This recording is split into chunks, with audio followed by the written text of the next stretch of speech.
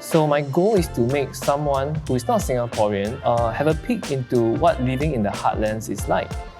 From going down to a dingy elevator to visiting a mama shop, or sort of like a small provision shop, buying old school snacks, that kind of thing.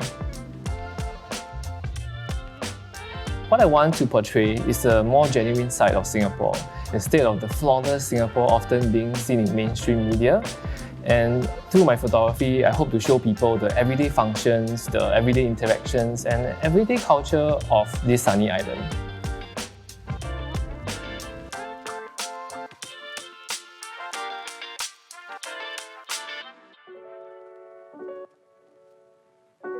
For me, Singapore is definitely not about the glitz and the glamour.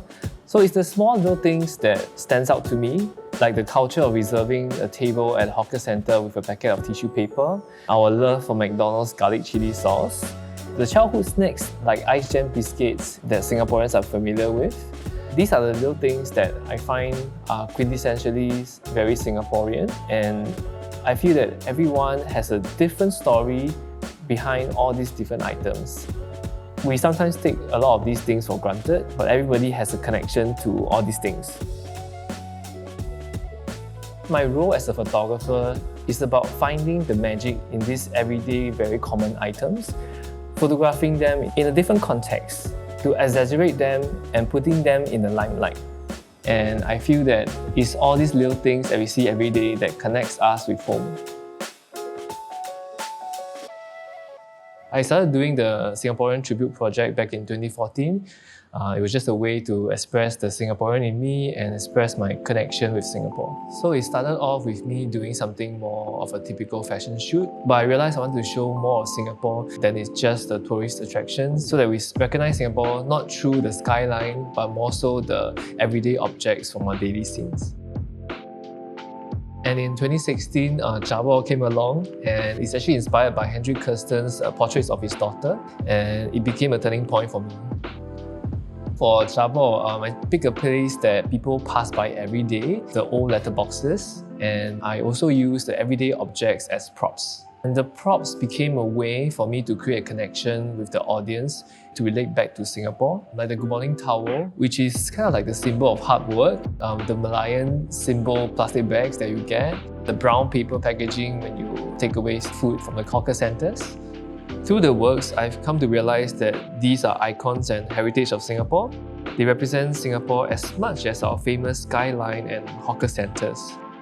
The best thing to happen is if someone look at the work and recognize that this is Singapore.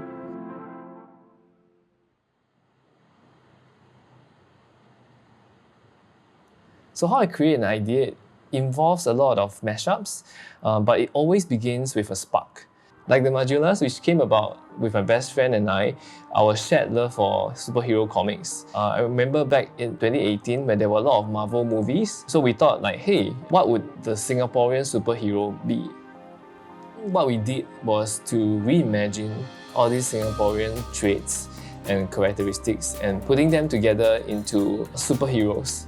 And then reimagining how, this bunch of Avengers could be like if they were Singaporeans. So we have a main character who can choke tables with tissue paper. She can choke any table she wants because she has super fast speed.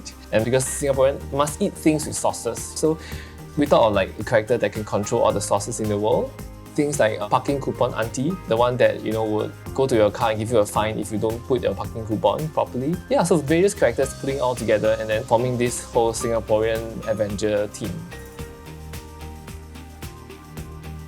So the Majulas to me was to celebrate these mundane, everyday Singaporean traits and to be proud of them and make it art and make it fun.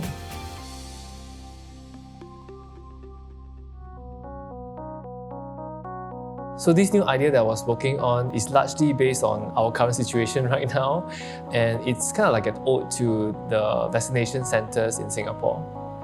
I just wanted to take a little piece of the journey through the vaccination process and make it into something that will kind of make people remember the very quick process that we went through during our vaccination. This is kind of like my version of all the empty chairs you see at vaccination centres.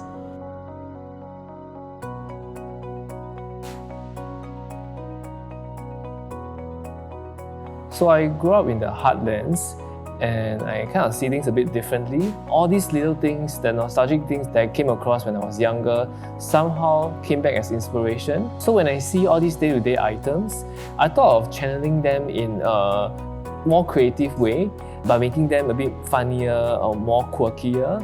And when the audience sees it in their own way, hopefully they'll have their own connection to the artwork. So for me, photography has been a way to express myself better and also to appreciate the things in life that I see. So at the end of the day, through photography, I'm trying to express myself, and part of what I'm trying to do is to express that this is a place I call home.